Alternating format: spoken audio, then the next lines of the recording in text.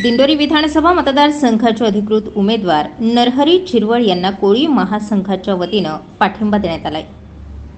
कोळी महासंघाचे राष्ट्रीय अध्यक्ष विधान परिषदेचे आमदार रमेश दादा पाटील यांच्या आदेशाने व युवा प्रदेश अध्यक्ष ॲडव्होकेट चेतन दादा पाटील यांच्या मार्गदर्शनाखाली नाशिक जिल्ह्यातील दिंडोरी पेठ विधानसभा मतदारसंघातील उमेदवार नरहरी झिरवळ यांना जाहीर पाठिंब्याचं पत्र 14 नोव्हेंबर रोजी वणी कॉलेज मैदान येथील सभेत उपमुख्यमंत्री अजितदादा पवार यांच्या उपस्थितीत देण्यात आले।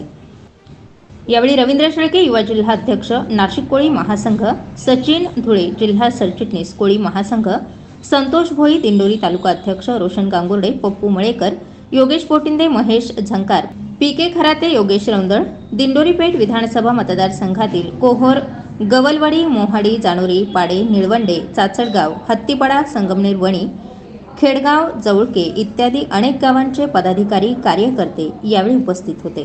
कोळी महासंघाच्या वतीनं विधानसभेचे महायुतीचे अधिकृत उमेदवार नरहरी झिरवळ यांना जाहीर पाठिंबा देऊन विधानसभा निवडणुकीत आता कोळी महासंघाचे सर्वच पदाधिकारी, कार्यकर्ते सक्रिय झाले।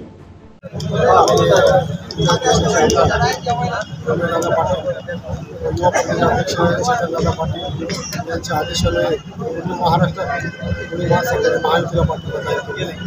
त्या अनुषंगाने आज दिंडोरी विधानसभा मतदारसंघात कोळी महासंघाचे सक्रिय कार्यकर्ते, पदाधिकारी तसेच नाही का आम्ही स्वतः युवा कोळी महासंघाचे अध्यक्ष नात्याने रवींद्र शेळके, कोळी महासंघाचे जिल्हा सरचिटणीस सचिन भाऊगुळे, कोळी महासंघाचे निफाड तालुका अध्यक्ष संतोष, दिंडोरी तालुका अध्यक्ष संतोष भाऊ यासोबत त्यांचे सहकारी या ठिकाणी मेळाव्याला उपस्थित राहिले आणि या ठिकाणी आम्ही अजितदादांना स्वतः पत्र देऊन त्या ठिकाणी पाठिंबा जाहीर केला। कारण की गेल्या 4 ते 5 दिवसापासून कोळी महासंघाचे बरेचसे कार्यकर्ते प्रत्येक गावागावात पाड्यावर जाऊन साहेबांचा प्रचार करत आहे।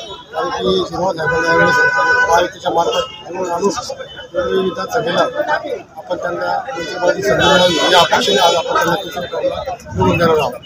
तसेच साहेबांना मोठ्या मताधिक्याने निवडून आणून या ज्या दिंडोरी मतदारसंघाला जर खरंच विकास करायचा असेल तर साहेबांना खरंच सर्व लोकांनी आम्ही आवाहन करत आहे की तुम्ही जास्तीत जास्त मताने त्यांना निवडून आणा। स्टार 24 फास्ट न्यूजसाठी रवींद्र शेळके, नाशिक।